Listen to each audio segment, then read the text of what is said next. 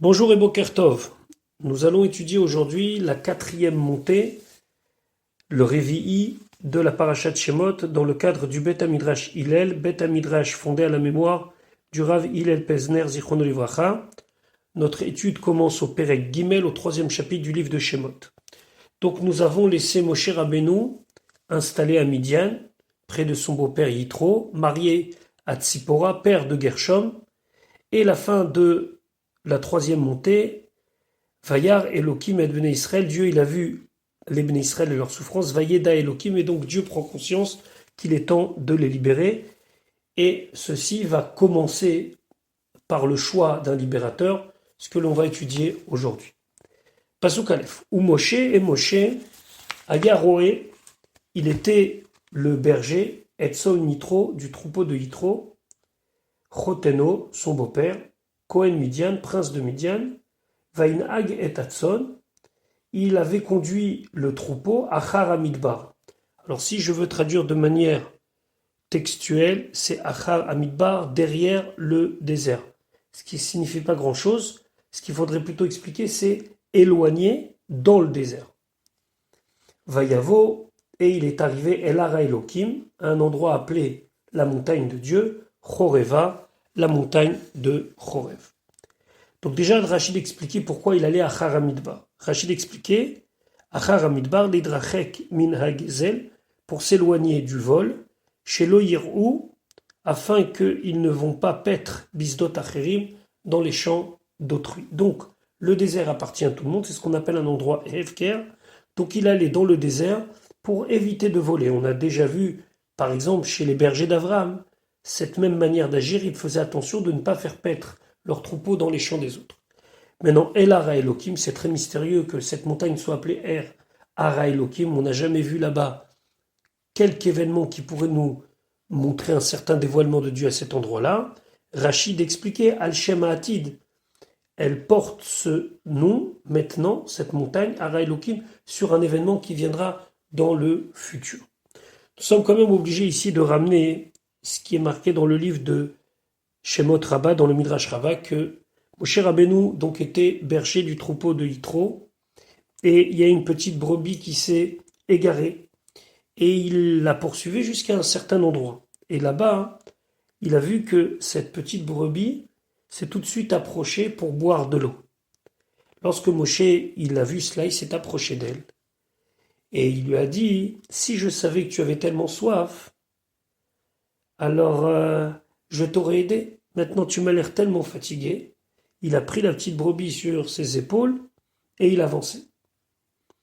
Akadosh Baruch Hu, il a dit, si déjà cet homme a de l'empathie, de la pitié pour le troupeau d'un Bassar Vadam, d'un être de chair et de sang, d'un être humain, alors tu finiras par être le berger de mon peuple. Et c'est pour ça qu'on nous dit, où Moshe Ayaro, et Moshe il était roé, parce que c'était la qualité principale du choix comme roé d'un troupeau pour être le roé des Bnei Israël. C'est un leader juste. Pasuk Bet. Vayera est apparu Malach Hashem, un ange de Dieu, Elav à lui, Bela Bat Esh. Bela Bat Esh, ça veut dire dans le cœur de la flamme. Et cette flamme, elle était où? Mitoch Hasené, à l'intérieur, au milieu d'un buisson. Vayar, il a vu. Veine, et voici Hasené, le buisson Boer Baesh, il était en feu. Vehasené, et le buisson Enenu Ukal, il n'était pas consumé. Ça veut dire qu'il y avait du feu partout, mais le buisson, il restait intact. Rashi, Bela Bat Esh, Beshal Evet Esh. Ça veut dire quoi, Shal Evet Esh? Ça veut dire dans le cœur de la flamme. Et Rashi d'expliquer, Libo Shel Esh, c'était le cœur du feu. Le mot, comme c'est marqué, Lev HaShamayim, Belev HaEla. Tout ça, ça veut dire au milieu, au plus profond. Ve'al titama alatav, ne sois pas étonné du tav, parce que dans le mot lève, il n'y a que deux lettres. le lamed et le bet. Pourquoi l'abat? Pourquoi ce tav? Chez Yesh Lanou Kayotsebo, parce qu'on trouve d'autres termes comme ça, où on a rajouté un tav après le lève, ma amoula libater. Là-bas, on parle de ton cœur. Au lieu de dire libère, on dit libater. Voici un terme où on a aussi rajouté le tav. Mitoch Haséné, il lui est apparu dans un buisson. Velo ilanacher, et pas un autre arbre. Mishum, parce que c'est marqué Imo Anochi Vetsara. Kadosh Baruch Hu, il est avec lui dans la souffrance. Ici, avec lui, ça désigne le peuple juif. Ukal, c'est quoi Ukal? Ne'echal, c'est consumé. Kemo comme lo ubadba, n'a pas été travaillé. Asher lukach misham, qui a été pris de là-bas. Donc Moshe Rabbeinu est très étonné de cette vision.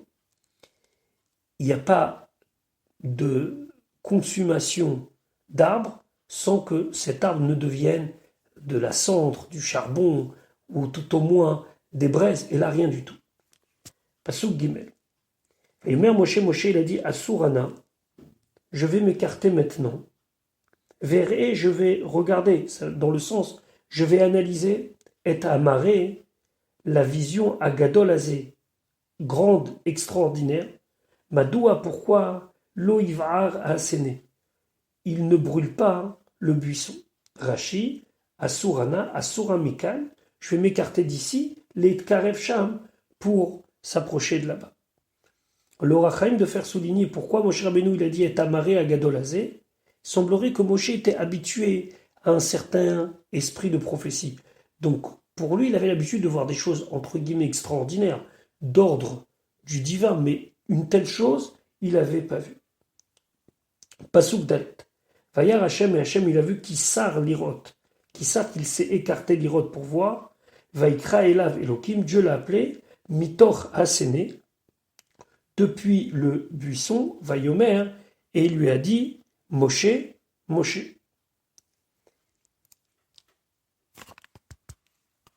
Et Moshe de répondre, Vayomer, et il lui a dit, Ineni, me voici, je suis prêt. On a ici le doublement dans l'appel à Moshe, Moshe, Moshe. On trouve plusieurs raisons. On a un Rashi, pas dans cette paracha, mais dans une autre paracha, qui dit que c'est Chiba, c'est pour montrer de l'affection. Donc, comme nous, lorsqu'on appelle quelqu'un 2 fois par son prénom, pour lui dire que nous sommes très contents de l'appeler, donc on lui montre une marque d'affection. Le Rabbeinu Bechaye d'expliquer, non, la première fois, c'est pour qu'il sente et il entende l'appel, et la deuxième fois, c'est pour vraiment lui parler. Pourquoi en 2 fois? Parce que s'il s'adressait à lui en une seule fois, il risquerait de paniquer. Pasuk Vayomer, et il lui a dit, Hachem, Al tikrav halom, ne t'approche pas jusqu'ici. Shal nerlecha, enlève tes chaussures, me'al raglecha de tes pieds, ki hamakom, car l'endroit, asher ata omed alav, où tu te tiens, admat kodesh ou, c'est un endroit saint. Donc ici, Akadosh Baruch Hu demande 2 choses. De ne pas s'approcher jusqu'à là, ça veut dire jusqu'à l'endroit où il y a le buisson, et à l'endroit où il est, d'enlever ses chaussures, parce que c'est un endroit saint. C'est intéressant de voir, selon le Rambam, que à chaque fois qu'il y a un dévoilement de Dieu, c'est lié avec le fait qu'il faut enlever les chaussures. Par exemple, dans Yehoshua, on voit cette notion. Ou par exemple, les Kohanim qui devaient servir pieds nus au Beth Amikdash, parce que c'est Admat Kodesh. Rashi de s'intéresser à l'étymologie du mot shal, shalouf veotse, ça veut dire enlève et fait sortir. Que mot venachal à barzel, comme c'est marqué au sujet d'une hache dont le fer de la hache s'est détaché accidentellement, c'est marqué venachal à barzel. Donc il a été enlevé le fer. Qui yeshal zetecha, ainsi on parle pour d'autres sujets comme par exemple les olives. Admat kodesh ou, c'est un endroit saint. C'est quoi un endroit saint? Hamakom, l'endroit, il est saint. Après s'être montré à lui, maintenant Akadosh Baruch Hu s'adresse à Moshe Rabbeinu pour lui confier une mission. Pasuk Vav. Vayomer, et il a dit, Hachem à Moshe, Anochi, je suis Eloke Avicha, le Dieu de ton père. Eloke Avram, le Dieu d'Avram, Eloke Yitzhak, le Dieu de Yitzhak, Eloke Yaakov, le Dieu de Yaakov. Vayaster Moshe Panav, Moshe a couvert sa face, qui arrête car il avait peur, mais habite El Elohim, de regarder vers Dieu. Ici, le Ramban explique que Eloke Avicha, c'est Amram, Amram le père de Moshe. Quand Dieu lui dit « Je suis le Dieu de ton père », c'est « Je suis le Dieu d'Amram ». Le Chizkouni de souligner que ici, quelque part, Moshe Rabbeinu a eu la nouvelle du décès de son père, du fait que son père ait quitté ce monde, puisque c'est bien connu la règle que Akadosh Baruch Hu n'associe pas son nom à un vivant. On a déjà vu ça dans le livre de Bereshit plusieurs fois. Et donc, lorsqu'on voit Eloké suivi du nom de quelqu'un, sauf quelques exceptions, c'est des personnes qui ont déjà quitté ce monde. Eloké Avram, Eloké Yitzhak, Eloké Yaakov. Quand on lui dit Eloké Avicha, c'est pour lui dire ton père, je peux m'associer à lui, mettre mon nom à lui, puisqu'il a quitté ce monde. Pourquoi, dit le Chizkouni? Parce que si déjà Moshe Rabbeinu, lorsqu'on va lui donner cette mission, il va refuser en disant j'ai mon grand frère et c'est lui qui est plus apte que moi à libérer les béné Israël.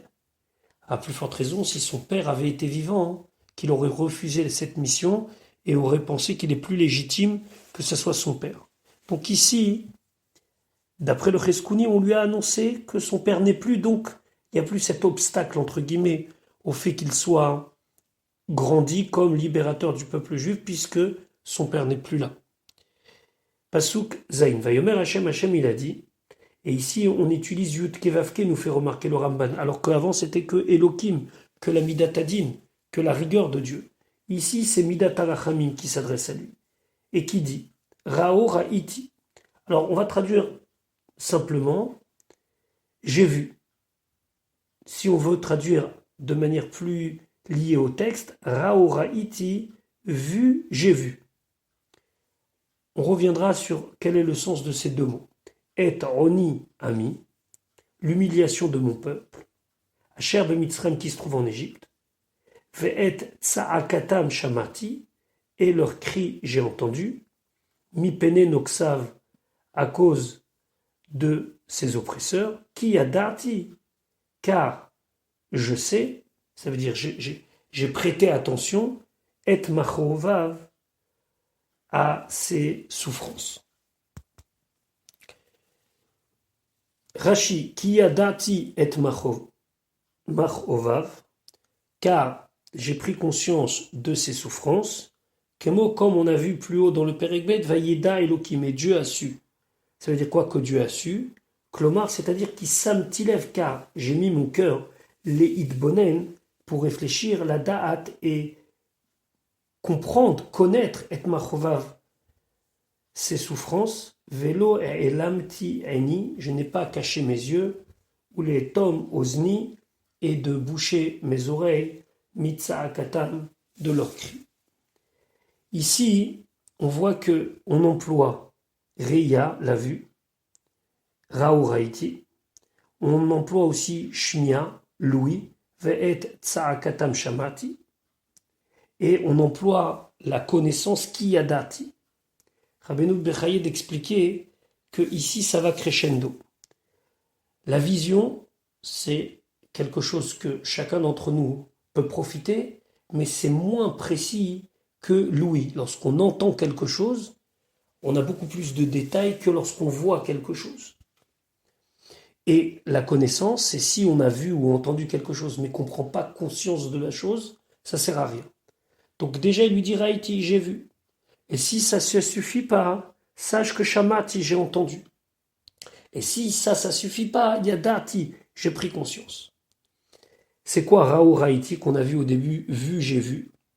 Une des explications, c'est celle du Zohar qui dit, Rao, j'ai vu que je dois leur faire du bien, Raïti, et aussi j'ai vu que je dois me venger de leurs ennemis. Et ça, c'est très difficile. C'est que dans le même mouvement, celui de libération du peuple juif, qui est lié avec la rachamim, avec la miséricorde, il faut aussi que Akadosh Baruch Hu se venge du pharaon et des Égyptiens. Donc c'est ça, Rao Raiti, voir j'ai vu. Pasukret. C'est toujours Akadosh Baruch Hu qui parle à Moshe Rabbeinu, va Ered, je suis descendu. Les Hatzilo, pour le sauver, Miyad Mitzrayim, de la main de l'Égypte. Deuxièmement, Oule Aloto, et de le faire monter Mina Aretz Haï, de cette terre-là. Troisièmement, où El Eretz Tova, vers une terre bonne où Rechava est large. El Eretz, vers la terre Zavat Chalavut Vache, où coule le lait le miel. El Mekom à Kenani, à l'endroit du Kenani. Vea Chiti, et du Chiti. Vea Emori, du Emori. Vea Périzi, et du Périzi. Vea Chivi, Vea Yivossi. Il n'y a pas de Rachim, on va quand même donner quelques petites explications. Déjà, la première chose, il dit « Je suis descendu ». Alors, dans le sens simple des choses, ici, dans le buisson. Pour le sauver Mian Mitzrayim, pourquoi ? Parce que l'Égypte soumettait les Bnei Israël au shiboud, au travail, et à partir de là, les Bnei Israël vont être, vont être exemptés de tout travail. Après, ou la loto mina avetsaï, ça ne va pas se faire tout de suite. Ça va se faire au bout d'un an, dit le Ramban. Donc c'est une deuxième étape. Première, c'est sauver de la main de l'Égypte, que le shiboud s'arrête, que l'esclavage s'arrête. Après, deuxième étape, ou la loto mina avetsaï, de le faire monter de cette terre-là, c'est au bout d'un an, dit le Ramban. Et c'est quoi Eretz Tova ou Rechava? Rechava, elle sera large, elle pourra accueillir tout le monde. Et après, il précise que cet endroit-là, c'est l'endroit et pas le pays du Kenaani, du Chiti, du Émori, du Périzi et du Chivé et du Yevossi. Et il ne dit pas El Eretz, mais El Mekom, pour dire que c'est déjà fini, ils sont déjà plus là. Ils sont installés là-bas en attendant, c'est pas leur terre, c'est votre terre. C'est une des raisons pourquoi ici, on emploie le mot Mekom et pas le mot Eretz. Il manque un peuple. C'est une terre de 7 peuples. Kenaani, Chiti, Émori, Périzi, Chivi, Yevossi, il manque un peuple.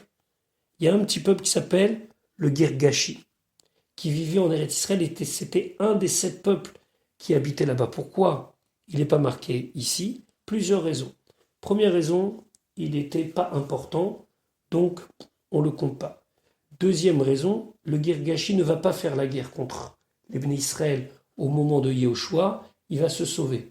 Donc pourquoi le citer ici? Et la troisième raison, c'est celle du Ramban, c'est que la terre du Girgashi n'était pas une bonne terre. Elle n'était pas une terre de Zavat Chalavut Vache. En Israël, il y avait 7 zones géographiques très petites qui n'étaient pas si propices que les autres. Donc on ne l'a pas cité ici. Passons peut-être. Ve'ata et maintenant. Iné, voici Tsa'akat, le cri des Bnei Israël, Ba'elai, est arrivé à moi. Vegam Raïti, et aussi j'ai vu, deuxième chose, est alachatz, l'oppression, Hacham Mitzrayim, que l'Égypte, sous-entendu les Égyptiens, l'Ochatzimotam, leur font. C'est quoi? C'était le fait qu'il les faisait travailler du matin jusqu'au soir et qu'il les pressait, comme on verra plus tard, que les Noxim, les oppresseurs, ils leur disaient toute la journée, allez, il faut travailler, il faut travailler, il faut travailler. Ça créait véritablement un sentiment d'oppression qui était jour et nuit. Pasuk Ve'ata, et maintenant. Lecha, va. Ve'eshlachacha el paro, et je vais t'envoyer au pharaon. Ve'otse et ami, et tu feras sortir mon peuple. Béné Israël, les Béné Israël, mais Mitzrayim d'Égypte. Rashi, Ve'ata, et maintenant Lecha ve'eshlachacha, je vais t'envoyer. Ve'im tomarma, toil, et si tu dis à quoi ça va servir. Ve'otse et ami, sache qu'au final tu feras sortir mon peuple. Yo'ilu devarecha, tes paroles vont être d'une aide, ça veut dire elles vont porter leurs fruits. Ve'totsia misham, et tu réussiras à les faire sortir de là-bas. Le Rachaim d'expliquer pourquoi il lui dit Lecha veshlachacha, parce que s'il lui disait que Lecha va, il aurait pu lui dire mais j'ai peur d'aller. Il lui dit veshlachacha, je te fais shaliach, je te fais émissaire, et c'est connu que shluchem mitzvah enam nezikim. Lorsque quelqu'un il est un émissaire pour une mitzvah, rien ne peut lui arriver. Donc, Moshe Rabbeinu n'a pas d'excuse, il va avec toute la force d'Akadosh Baruch Hu pour libérer les Béné Israël. Donc maintenant, on va voir la réponse de Moshe à la demande de Dieu. Pasuk Yudalef. Vayomer Moshe, il a dit, El a Elohim, à Dieu. Mi anochi. D'abord, qui suis-je? Qui elech et paro pour que j'aille vers le Pharaon? Deuxièmement, Vechi otzi et Béné Israël mi Mitzrayim. Vechi otzi, et est-ce que je vais faire sortir et Béné Israël et Béné Israël mi Mitzrayim? Rashi mi anochi. Qui suis-je? Premièrement, Ma ani chashuv, en quoi je suis important, les daber im hamelachim, de parler avec les rois. Le Ramban rajoute sur cette idée en disant que Moshe Rabbeinu il dit je suis un simple berger, c'est un grand roi, c'est la première puissance mondiale. Comment je vais pouvoir m'adresser à lui? Immédiatement, il va me dire mais qu'est-ce que tu parles? Il risque même peut-être de me tuer. Et la deuxième chose, Vechi otzi et ben Israël. Et est-ce que je vais faire sortir les Ben Israël? Rachid dit, fait af im chashuvani, même si je suis important. Mazachou, qu'est-ce qu'ils ont mérité Israël chez Yéaselahem, que l'on leur fasse naisse un miracle, ve'otzi ami Mitzrayim, et que je les sorte d'Égypte. Alpi Teva, selon la nature, Moshe Rabbeinu, il n'avait aucune chance. Donc il demande à Kadosh Baruch Hu, qu'est-ce qu'ils ont de particulier? Quel est le mérite qu'ils ont pour avoir un S pareil que moi, un homme simple, je vais réussir à les faire sortir. Pasuk Yudbet, réponse d'Hachem, Vayomer, et il a dit, Ki heyeimach, car je serai avec toi. Veze lecha haot, et ça, ce sera pour toi le signe, qui a noché l'artira, que c'est moi qui t'ai envoyé. Beotzi acha et ta'am, lorsque tu vas faire sortir le peuple, Mimitzraïm, d'Égypte, alors il va y avoir un événement. Ta'avdoun et ta'elokim à la harazé. Ta'avdoun, vous allez servir et ta'elokim, Dieu, à la harazé, sur cette montagne-là. Ici, Rashi va expliquer ce pasouk de deux manières. On se rappelle les deux remarques de Moshe Rabbeinu. Premièrement, Mi anochi, qui suis-je pour aller chez le Pharaon? Et deuxièmement, quel est le mérite des Bnei Israël pour mériter cette sortie? Rashi. Fayomer qui y est Yemach, il lui a dit car je serai avec toi. Et Shivo, il lui a répondu à Kadosh Baruch Hu, al Rishon Rishon, sur le premier en premier, ve'al Acharon Acharon, et sur le dernier en dernier. Shamarta, quand tu as dit Mi anochi, qui suis-je, qui elech el paro, car j'irai chez le Pharaon, alors je te réponds, lo shel chayim, c'est pas de toi, c'est pas ta mission. Ki im micheli, car c'est ma mission, dit Dieu. Qui est Yeimar, car je serai avec toi. Toi, ici, tu es un simple envoyé, pas de toi-même, mais de moi-même. Vézé et ceci, en lui désignant le buisson, amarrer la vision, Asher Raïta Basséné, que tu as vu dans le buisson, Lecha Haot, ça doit être pour toi un signe. Qui a noché l'artira, car c'est moi qui t'envoie. Comment? Fetatzler Bishlichuti, car tu vas réussir dans ma mission, ou Chedai Ani, et moi, je suis apte, ça veut dire j'ai la possibilité, les Hatzil, de sauver qui que ce soit, toi compris, Kacher Raïta Asene, comme tu as vu que le buisson aussi Shlichuti fait ma mission, Venenu au Kal et qu'il n'est pas consumé, car la même chose, Teler Beshlichuti, tu vas aller faire ma mission, Ve'en Chanizok et tu n'auras aucun dommage. Donc on a compris comment Rashi l'explique. Qui est Imar, je serai avec toi donc. C'est pas ta shlichut, ne te demande pas Mianochi, qui suis-je, c'est pas toi qui va, c'est moi qui va à travers toi. Tu veux un signe, ben voilà, tu as un signe. Le buisson, il a fait ma shlichut, il a brûlé à ma demande, il n'a pas été consumé. La même chose, toi, tu vas te brûler, entre guillemets, tu vas aller chez le pharaon et tu n'auras aucun dommage. Maintenant, deuxième question, tu m'as demandé quel est le srout. Fais chez Shaalta, ma srout. Et quand tu as demandé quel est le mérite Yesh, ils ont les Israël, le peuple juif, chez Etzum et Mitzrayim qui vont sortir d'Égypte, Davar Gadol, une grande chose, un grand srout Yeshli, j'ai Alotsa Azou de les faire sortir. Share Atidin les Kabel à Torah, car dans le futur ils vont recevoir la Torah, à la Harazé sur cette montagne-là, les Sov Shlosha Chodashim, à la fin de 3 mois chez Etzum et Mitzrayim, lorsqu'ils sortiront d'Égypte. Bachodesh Hashelishi, les Tzed Ben Israël, on verra ça dans Parashat Yitro. Davar Acher, deuxième explication de Rashi. Qui y est Imach, car je serai avec toi. Ça, c'est une promesse qu'Akadosh Baruch Hu lui dit, je serai avec toi et tu vas réussir. Vezé et ceci, chez Tatzliar Beshlichotecha, que tu vas réussir ta mission. Lecha Haot, c'est le signe. Al Aftacha Acheret, sur une autre promesse, chez Ani Maftichacha, que je te promets. Comme quelque chose, un signe annonciateur. Lequel?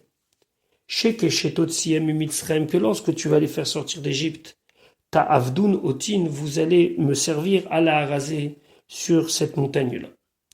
C'est quoi cette avoda? C'est quoi ce service?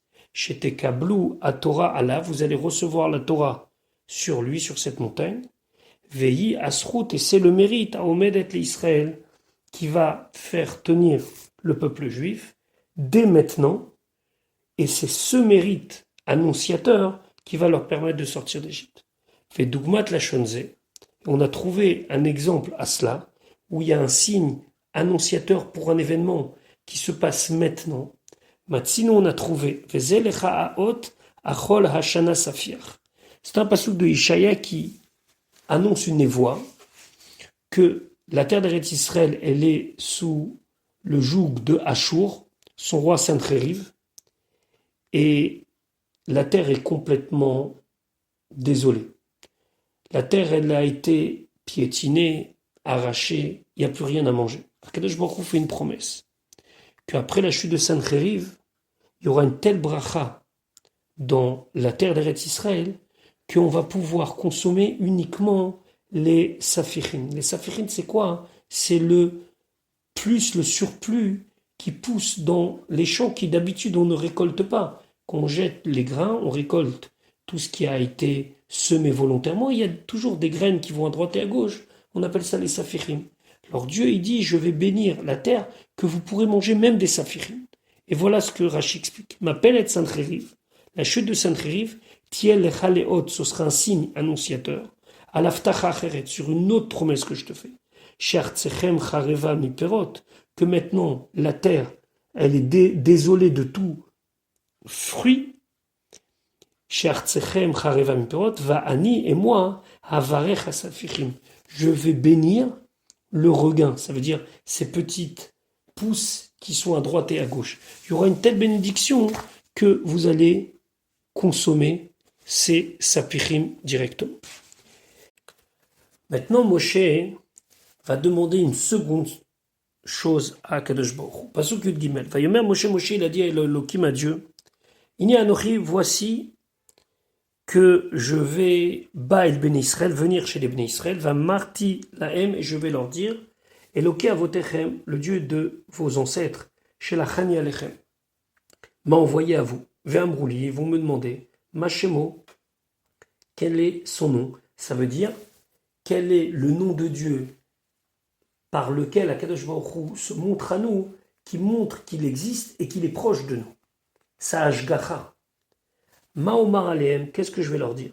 Je ne te connais pas de nom Meyuchat, je ne te connais pas de nom particulier, dit le Rajbam. Vayomer Elohim, Dieu lui dit, El Moshe à Moshe. Ehye, Asher Ehye. Alors, pour traduire le plus simplement possible, ce serait, je serai celui que je serai.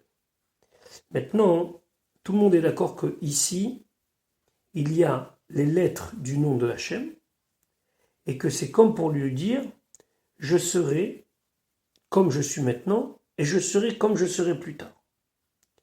Vayomer, et Hachem a dit à Moshe, Kotomar, ainsi tu vas leur dire les Bnei Israël aux Bnei Israël, et Eyé, je serai, mais Eyé, c'est aussi les lettres du nom de Dieu, chez la Chani Alechem qui m'a envoyé à vous. Donc dans ce passouk déjà, il y a deux étapes. Il y a une première réponse d'Hachem, et Eyé Asher Eyé. Puis après, Hachem se reprend entre guillemets et dit non, dis-leur, Eyé chez la Chani Alechem. Donc il nous faut absolument étudier ici Rashi, et on se contentera de Rashi pour comprendre quel est le sens de ce passouk. Eyé Asher Eyé. Eyé Imam, Rashi dit, je serai avec eux, Betsarazo, dans cette souffrance, celle de Mitzrayim. Asher Eyé, et je serai avec eux, Imam avec eux, Beshivut she'ar malchuyot, lorsqu'ils seront soumis au joug des autres malchuyot, des autres rois. Amar lefanav, Moshe Rabbeinu, quand il a entendu ça, il a dit devant Dieu, Ribono shel olam, maître du monde. Ma'ani maskir lahem, tsara acheret. Qu'est-ce que je vais leur rappeler une autre tsara? Dayam betsarazu, c'est suffisant pour eux, cette tsara, cette souffrance. Amarlo, il lui a dit, Yafé Amarta, c'est bien ce que tu as dit.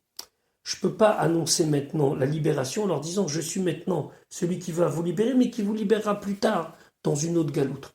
C'est complètement décourageant. Alors dis-leur, je serai celui qui m'a mandaté vers vous. Donc c'est aussi un moyen d'exprimer le nom de Dieu.